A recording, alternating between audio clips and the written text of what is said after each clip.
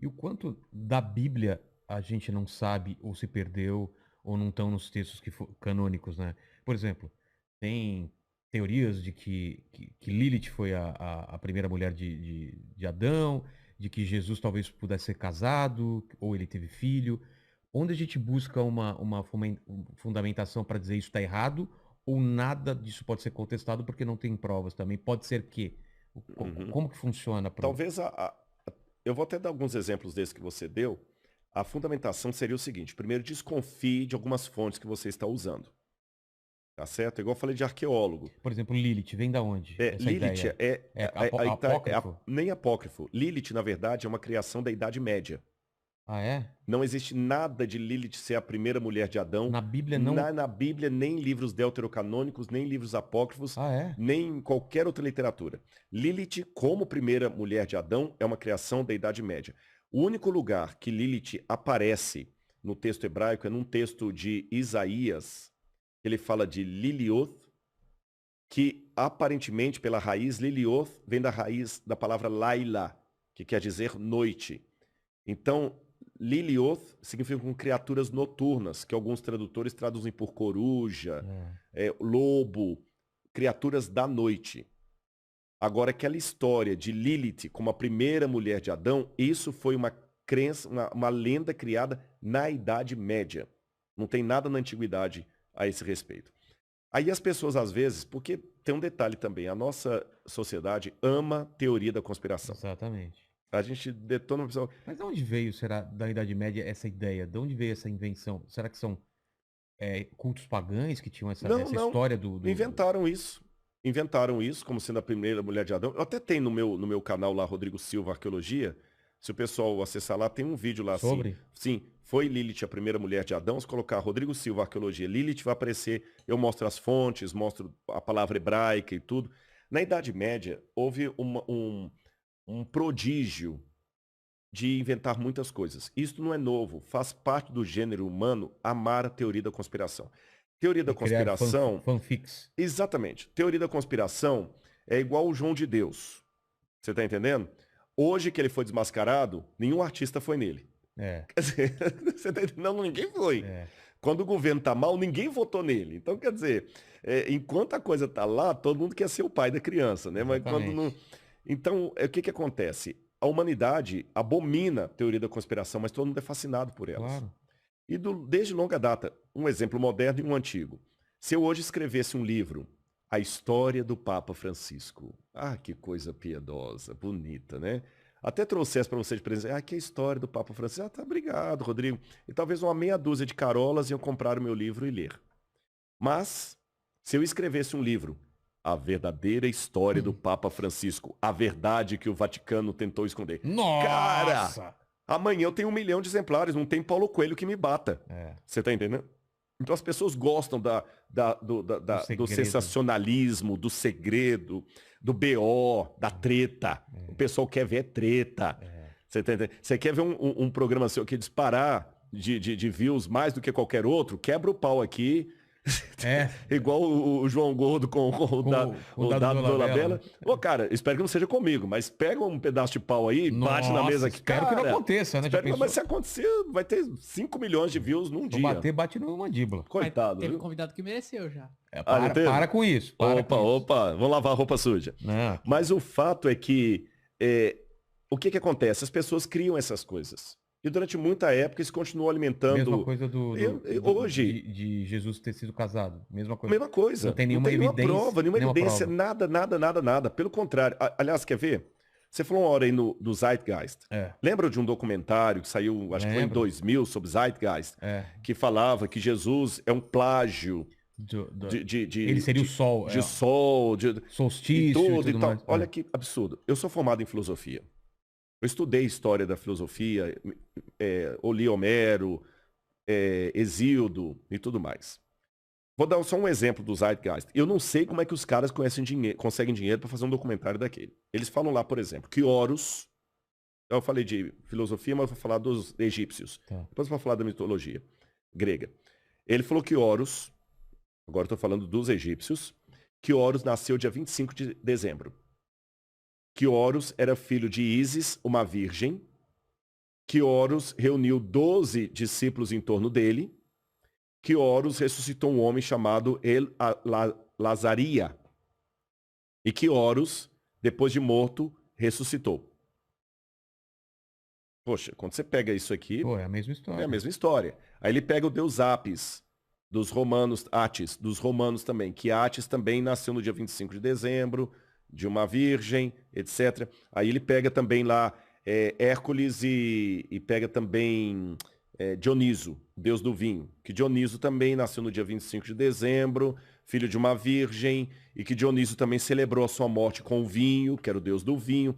Cara, quando você pega isso aqui, realmente parece que o evangelho foi um plágio. Foi um recorte de Um várias recorte. histórias. Aí ele fala, por exemplo, que os 12 apóstolos, assim como as 12 tribos de Israel, eram apenas uma forma de plagiar os 12 signos do zodíaco da Babilônia. É verdade. Tá.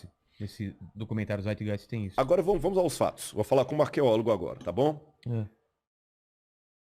Os livros de Êxodo e Gênesis, que fala dos 12 filhos de Jacó e das 12 tribos de Israel, segundo os teólogos conservadores, foram escritos no 15º século a.C.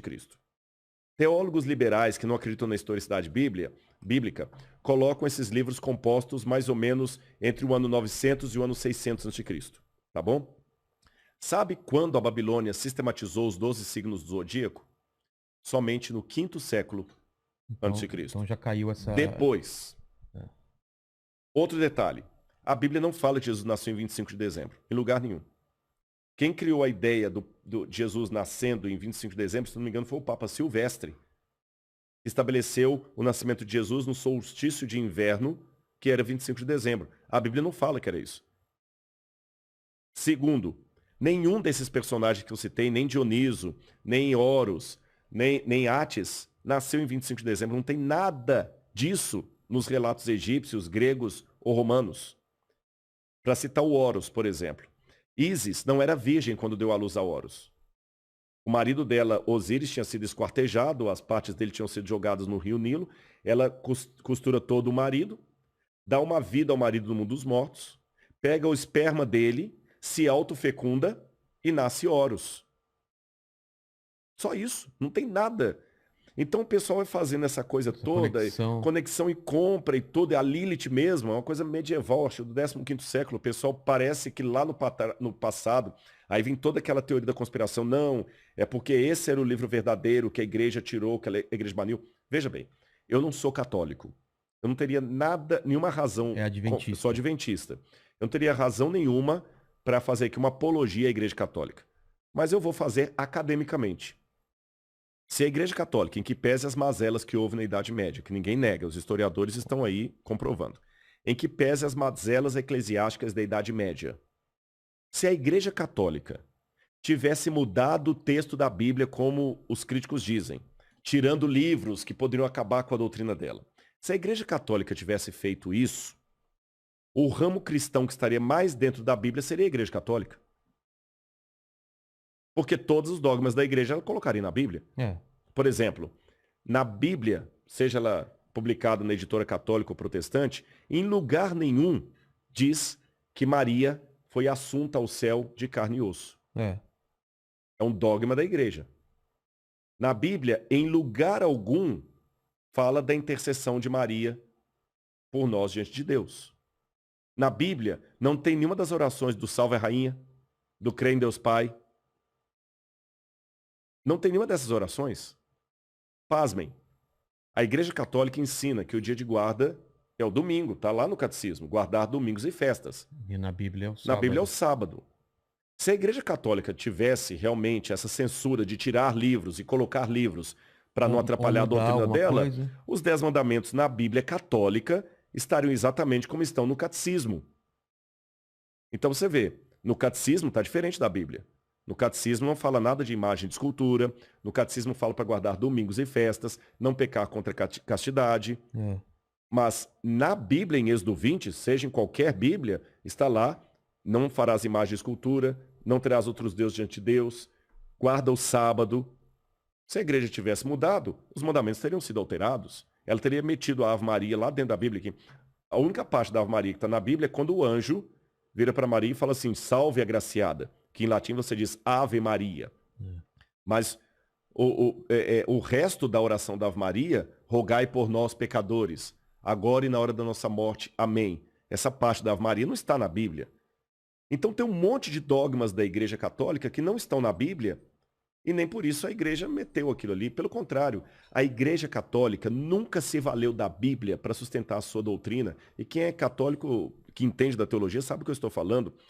O firme fundamento da teologia católica é a tradição da Igreja e a autoridade da Igreja. Eles usam a Bíblia também, é claro, mas principalmente a tradição da Igreja. Isso é diferente do protestante. O protestante, ele fala o seguinte, não, eu acredito nisso porque, de acordo com Mateus, capítulo tal, tá desse jeito. O católico não precisa disso, porque o que o Papa fala ex cátedra já é o que a Igreja É infalível. é infalível.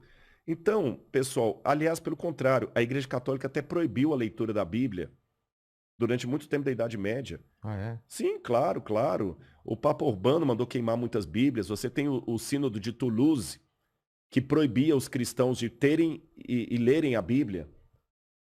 Então, veja bem, a Igreja Católica ela até tirou a Bíblia da mão do povo. Então, essa história que a Igreja colocou o documento... Ah, mas aí tem aquela velha teoria da conspiração que no Concílio de Nicéia, 325 depois de Cristo, que Constantino e a Igreja Católica decidiu que livros fariam parte do cânon e não fariam. Eu tenho certeza absoluta que quem fala essa sandice está repetindo o mantra. Nunca leu as atas do Concílio de Nicéia. Porque se lesse as atas do Concílio de Nicéia, ele ia ver que em nenhuma linha das atas do Concílio de Nicéia se discute o cânon bíblico. O problema do Concílio de Nicéia era o arianismo, não o arianismo de Hitler, não tem nada a ver. Era do bispo Alexandrino Ário, que estava disputando se Jesus era Deus ou uma criatura de Deus. Tá certo? Contra Atanásio. Não tem nada nos laudos do concílio que envolva cânon da Bíblia Sagrada. E muito antes do concílio de Nicéia, você tem um fragmento do cânon muratoriano, você tem Irineu de Lyon, que é de 188 a.C., depois de Cristo, corrigindo, que falam os livros que eram considerados sagrados ou não. Então, sabe, é essa que é a diferença de se lidar com fontes primárias ou repetir mantras que são ditos na internet e, sabe, atacar. Eu respeito a oposição de quem discorda de mim, mas ele tem que ter fundamentação e ser coerente com o método. Quando eu oriento um trabalho de mestrado ou doutorado, a primeira coisa que eu exijo do aluno é o seguinte: clareza na sua proposta, na problemática que você vai responder e clareza no método. Qual o método que você está seguindo? Qual a sua fundamentação teórica?